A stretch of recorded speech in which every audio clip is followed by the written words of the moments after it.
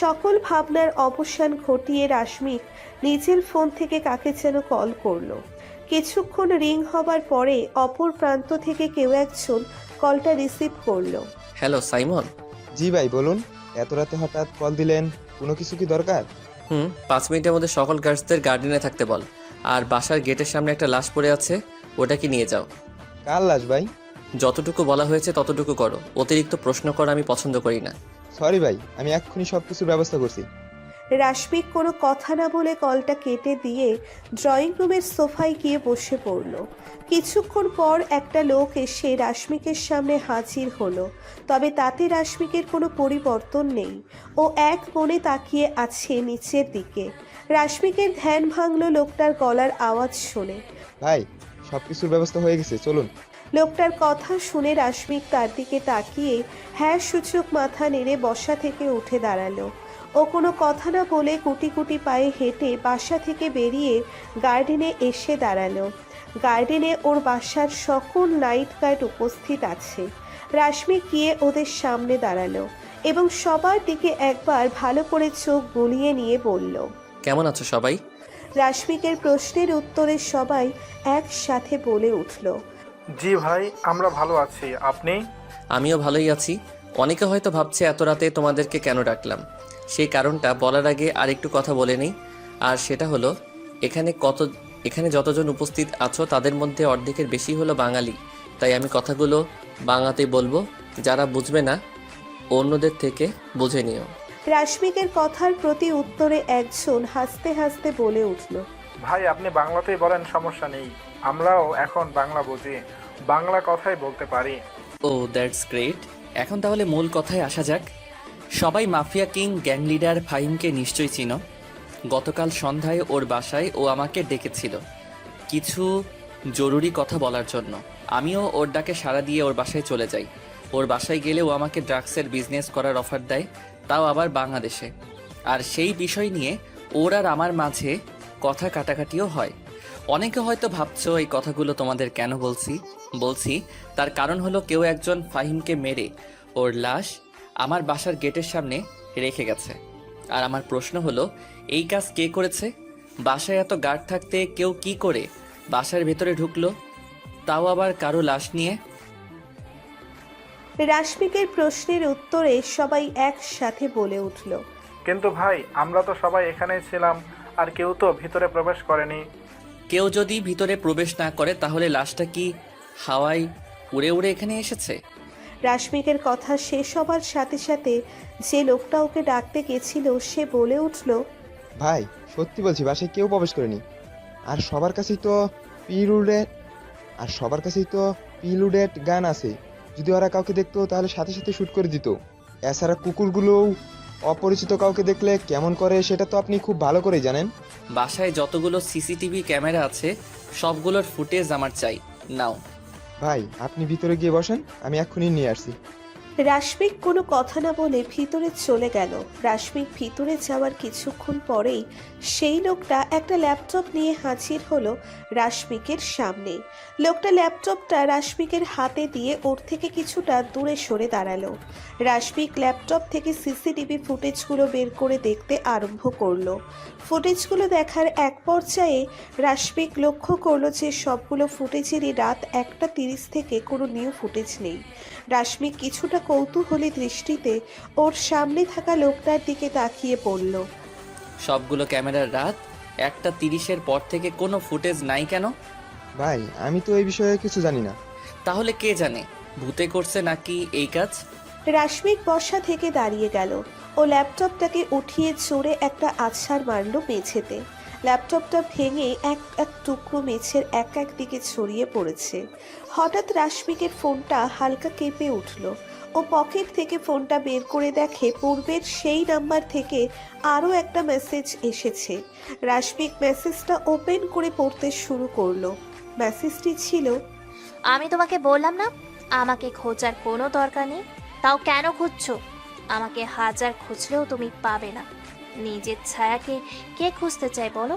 তুমি কখন কি করছো তার কোনো কিছুই আমার অজানা নয়। আর এত রাগ কেন তোমার? হ্যাঁ, শুধু শুধু ল্যাপটপটা ভেঙে ফেললে। নিজের রাগটাকে একটু কন্ট্রোল করো, বুঝলে? রাশমিক মোবাইলটা হাতে নিয়ে সোফায় বসে পড়ল।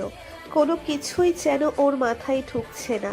রাশমিক পা বাড়ালো ভাবনার জগতে। কেউ কি করে জানতে পারে আমি কখন কি করছি? তাহলে কি কোনো স্পাই ক্যাম্প? না, এটাও তো পসিবল না, কারণ বাসায় তো বাইরের কোনো লোক এলাও না। তাহলে কিভাবে সম্ভব? রাশমিকের ধ্যান ভাঙলো ওর সামনে দাঁড়িয়ে থাকা লোকটার ডাকে। ভাই কি হলো আপনার? রাশমিক বসা থেকে দাঁড়িয়ে লোকটার দিকে তাকিয়ে পড়ল। না, কিছু হয়নি, তুমি এখন যেতে পারো, আর সকালে সব কিছু রেডি রেখো। আচ্ছা ভাই। লোকটা বাসা থেকে বেরিয়ে গেলে রাশমিক গেটটা ভেতর থেকে লক করে দিয়ে ওর রুমের দিকে বাড়ালো। রাশমিক রুমে গিয়ে নিচের আরাম কেদারায় বসে পড়ল। এখন হয়তো আর ঘুম আসবে না ওর চোখে। ও পকেট থেকে নিচের ফোনটা বের করে দেখে 4:12 বাজে। নানা ধরনের উদ্ভট চিন্তা এসে জড়ো হচ্ছে ওর মাথায়। ও যত চাচ্ছে চিন্তাগুলোকে মাথা থেকে দূর করতে, সেগুলো যেন আরো বেশি করে জাঁকিয়ে বসেছে। ভাবতে ভাবতে কখন যে ওর চোখ লেগে গেছে তা ওর জানা নেই। সকালে রাশমিকের ঘুম ভাঙে তাফসিরের গলার আওয়াজ শুনে। ও ধীরে ধীরে নিজের চোখ খুলে সামনে তাকিয়ে দেখে তাফসির বেশ কৌতূহলী দৃষ্টিতে তাকিয়ে আছে ওর দিকে। রাশমিক উঠতে গিয়ে খেয়াল করলো ও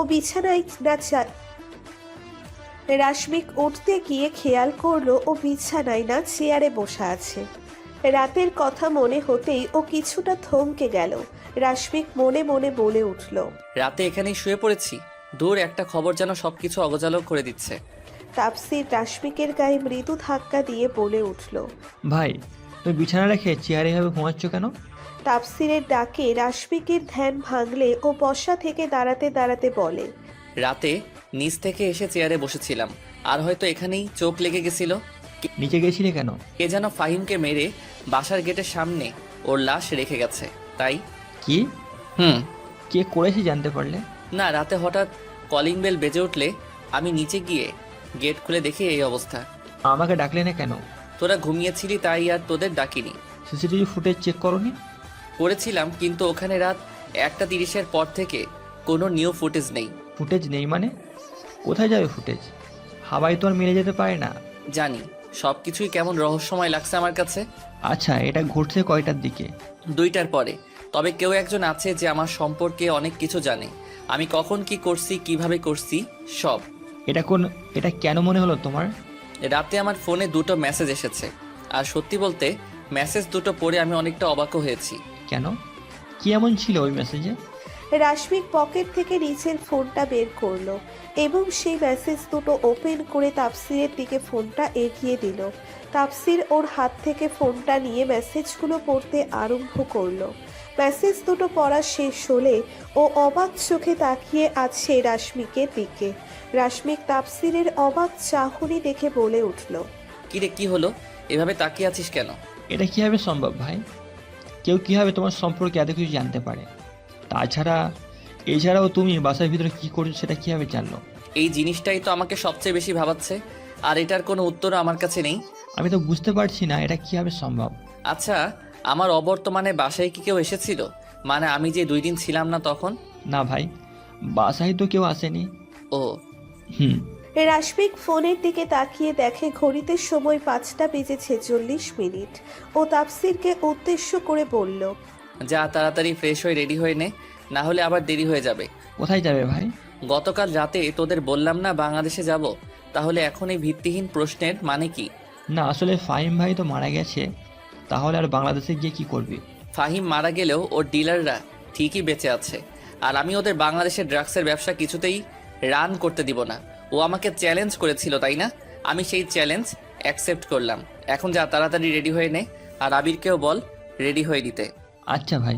তাফসির রাশমিকের রুম থেকে বেরিয়ে গেলে রাশমিক নিজের ফোনটা চার্জে লাগিয়ে ওয়াশরুমে চলে গেল ফ্রেশ হওয়ার জন্য। ও ওয়াশরুম থেকে বেরিয়ে টাওয়েল দিয়ে নিচের হাত মুখ মুছে ফোনটা নিয়ে নিচে চলে গেল। রাশমিক নিচে নামার কিছুক্ষণ পরে আবির আর তাপসিরও নিচে নামলো। আবির আর তাপসির নিচে নামে ওরা 3 জন গিয়ে ডাইনিং টেবিলে বসে পড়লো ব্রেকফাস্ট করার জন্য। ওরা টেবিলে বসার সাথে সাথে কয়েকজন শেফ এসে ওদের খাবার সার্ভ করে দিল। খাওয়া দাওয়া শেষ হলে রাশমিক, আবির আর তাপসির ড্রয়িং রুমে চলে আসলো। রাশমিক সোফায় বসতে বসতে আবিরের দিকে তাকিয়ে বলল, সাইমনকে ডাক দে তো। আচ্ছা ভাই।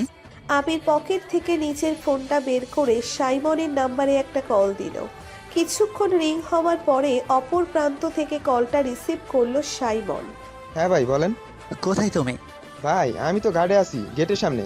ভিতরে আসো একটু ভাই, ডাকছে। আচ্ছা ভাই আমি আসতেছি।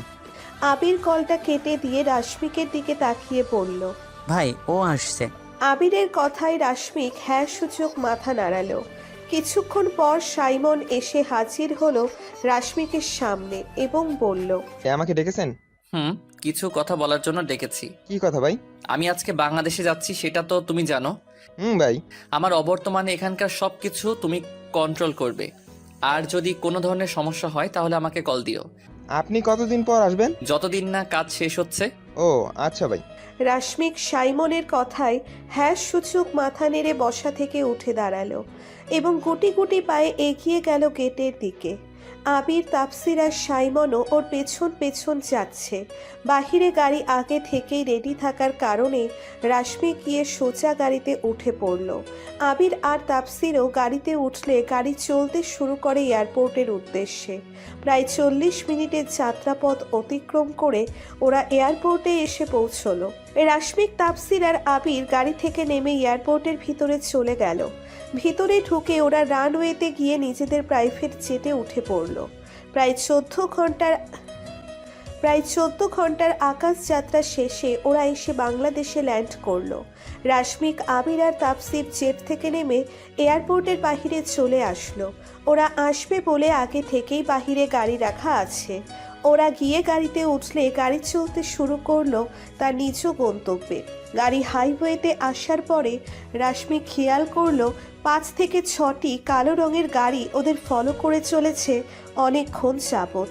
ও জানালা থেকে নিচের মাথাটা বাহিরে নিয়ে একবার পিছনে তাকিয়ে ভালো করে দেখে নিল মোট কতটি গাড়ি আছে। রাশমিক খেয়াল করলো গাড়ি আছে মোট 6টা। ও একটা মুচকি হাসি দিয়ে নিজের মাথাটা আবার গাড়ির ভিতরে নিয়ে নিল। আবির আর তাপসির রাশমিকের কর্মকাণ্ড দেখে হতভম্ব। আবির রাশমিককে উদ্দেশ্য করে বলল, কি হলো ভাই, বাইরে এভাবে দেখলে? আবিরের কথার কোনো জবাব না দিয়ে রাশমিক গাড়ির ড্রাইভারকে উদ্দেশ্য করে বলল। Stop the car. ড্রাইভার নিচের মাথাটা হালকা রাশমিকের দিকে ঘুরিয়ে বলে উঠল, কেন ভাই, কোনো সমস্যা হয়েছে কি? রাশমিক এবার বেশ উচ্চস্বরেই বলে উঠল, I say stop the car. রাশমিকের ধমক শুনে ড্রাইভার তৎক্ষণাৎ গাড়িটা থামিয়ে ফেলল। গাড়ি থামলে রাশমিক একটা মুচকি হাসি দিয়ে গাড়ি থেকে নেমে পড়ল। ও গাড়ি থেকে নেমে ড্রাইভারকে ইশারা করে নামতে বলল। রাশমিকের ইশারা পেয়ে ড্রাইভার গাড়ি থেকে নামলে রাশমিক গাড়ির ড্রাইভিং সিটে উঠে বসলো এবং ড্রাইভার গিয়ে রাশমিকের জায়গায় বসে পড়ল। গাড়ির স্পিড যেন আগের থেকে দ্বিগুণ হয়ে গেছে। তাপসির বিস্ময়ের সাথে রাশমিককে প্রশ্ন করলো, কি হলো ভাই, তুই ড্রাইভিং সিটে গেলে কেন? তার উপরে আমার এত জায়গায় গাড়ি চালাচ্ছ কেন? রাশমিক সামনের দিকে তাকানো অবস্থাতেই মুচকি হেসে বলে, কিছু কুকুর আমাদের পিছু নিয়েছে তাই। তাপসির পিছনে তাকিয়ে দেখে 6টা কালো রঙের গাড়ি সমান তালে ওদের পিছু নিয়ে চলেছে। ও আবার সামনে তাকিয়ে রাশমিককে উদ্দেশ্য করে বলল, ভাই এই চিনাপুটিগুলোর জন্য তুমি আমি গাড়ি চালাচ্ছ? এগুলোকে মারার জন্য তো আমরা 3 জনই যথেষ্ট। আমি জানি, কিন্তু বেচারাগুলো টাকা খরচ করে নিজেদের গাড়িতে তেল ভরছে শুধুমাত্র আমাদের পিছু নিবার জন্য। তাই ওদের তেলের দামটা আগে উসুল করে নেই, তারপর বাকি কাজ। তাপসির হাসতে হাসতে বলে উঠল, আচ্ছা ভাই, এনজয় দ্য গেম। রাশমিক সামান্য মুচকি হেসে হ্যাঁ সূচক মাথা নাড়ালো এবং গাড়ির স্পিড আরও কিছুটা বাড়িয়ে দিল।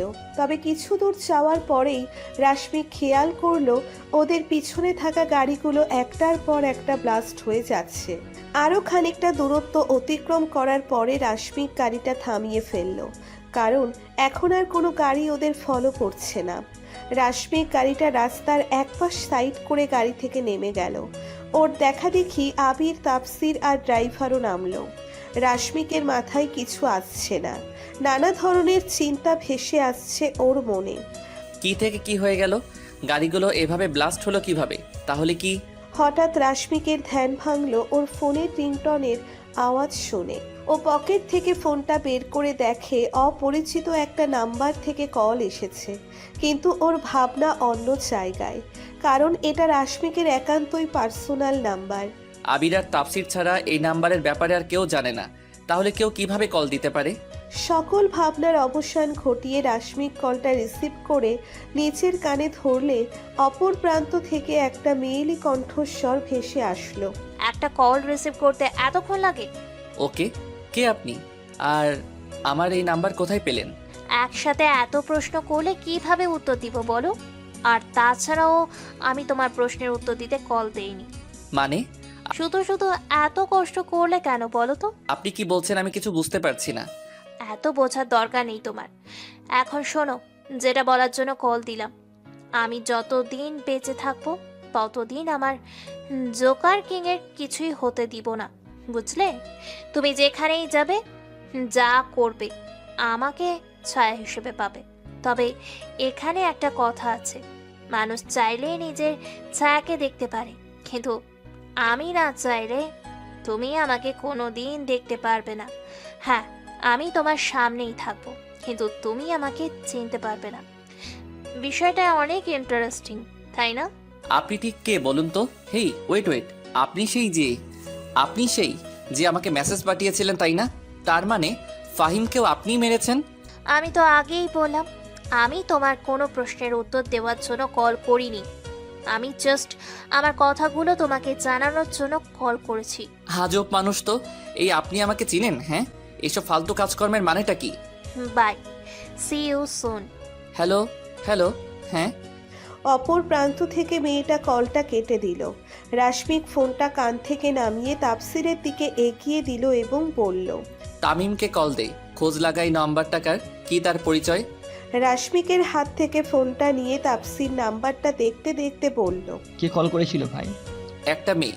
কোন মেয়ে? আমি যদি ভুল না হই তাহলে এটাই সেই মেয়ে যে ফাহিমকে মেরেছে। ফাহিমের লাশ আমার বাসার গেটের সামনে রেখে এসেছে, আমার নম্বরে মেসেজ পাঠিয়েছে। এখন কি বললো? একটু আগে যে গাড়িগুলো ব্লাস্ট হয়েছে সেটা ওই করেছে। মানে? মানে আমি কখন কি করছি, কোথায় যাচ্ছি তার কোনো কিছুই ওর অজানা নয়। ও বাংলাদেশে এসেও পড়েছে।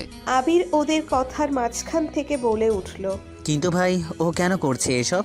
কি ওর উদ্দেশ্য? সেটাই তো আমাকে জানতে হবে। তাফসির, তোকে যেটা বললাম সেটা কর। তাফসির নিজের পকেট থেকে ফোনটা বের করতে করতে বলল। আচ্ছা ভাই।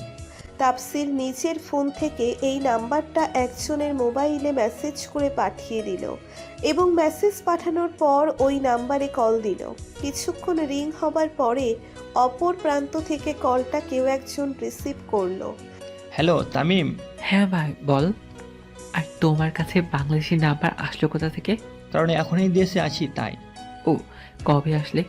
আর জানালে না কেন? এয়ারপোর্ট রিসিভ করতে চলে যেতাম। এবার একটু কাজের কথা আসা যাক। কি কাজ ভাই? তোর নাম্বারে একটা মেসেজ পাঠিয়েছি, দেখ ওখানে একটা নাম্বার আছে, আর ওই নাম্বার সম্পর্কে যে ইনফরমেশন চাই। আচ্ছা ভাই, আমি সব কিছুর খোঁজ খবর নিয়ে তোমাকে জানাচ্ছি। ওকে, ডু ইট ফাস্ট।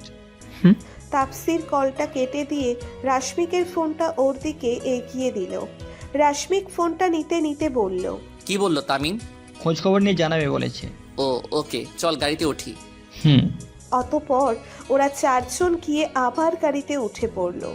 রাশমিক এবার আর ড্রাইভিং সিটে বসলো না, গাড়ি চলতে শুরু করলো তার আপন গতিতে। প্রায় 1.5 ঘন্টার যাত্রাপথ অতিক্রম করে গাড়ি এসে থামলো রাশমিকের গেস্ট হাউসের সামনে। রাশমিক, আবির আর তাফসির গাড়ি থেকে নেমে পড়লে ড্রাইভার গাড়ি নিয়ে চলে গেল পার্কিং এরিয়ায় পার্ক করার জন্য। ওরা 3 জন ভেতরে চলে গেল। তাফসির এখানকার কেয়ারটেকারকে ওদের আসার কথা গতকালকেই জানিয়ে দিয়েছিল, যার কারণে সব কিছুর ব্যবস্থা আগে থেকেই করা আছে। বাসার ভিতরে ঢুকে ওরা যে যার রুমে চলে গেল ফ্রেশ হবার জন্য। ঘড়িতে সময় রাত 11:34। ওদের বেশ ক্ষুধাও লেগেছে অনেকক্ষণ যাবৎ না খেয়ে থাকার কারণে, তাই ওরা তাড়াতাড়ি ফ্রেশ হয়ে নিচে চলে গেল ডিনার করার জন্য। রাশমিক, আবির আর তাফসির টেবিলে বসার সাথে সাথে 3 জন সে বেশি ওদের খাবার সার্ভ করে দিল। খাওয়া দাওয়া শেষ করে রাশমিক, আবির আর তাফসির ড্রয়িং রুমে গিয়ে সোফায় বসে পড়ল। ওরা আজকের ঘটে যাওয়া বিষয়গুলো নিয়ে নিজেদের মধ্যে আলোকপাত করছিল। হঠাৎ বাসার কলিং বেলটা বেজে উঠল। আবির বসা থেকে উঠতে গেলে রাশমিক ওকে হাত দিয়ে ইশারা করে বসতে বলল এবং নিচে উঠে দরজার দিকে পা বাড়ালো। রাশমিকের দরজার সামনে পৌঁছতে পৌঁছতে আরও দুবার কলিং বেলটা বেজে উঠল। রাশমিক দরজাটা খুলে সামনে তাকিয়ে দেখে তামিম দাঁড়িয়ে আছে। তামিমকে দেখে রাশমিকের মুখে একটা মুচকি হাসি ফুটে উঠল। তামিম ভিতরে ঢুকে রাশমিককে জড়িয়ে ধরে। রাশমিক তামিমকে নিচের থেকে ছাড়িয়ে বলল,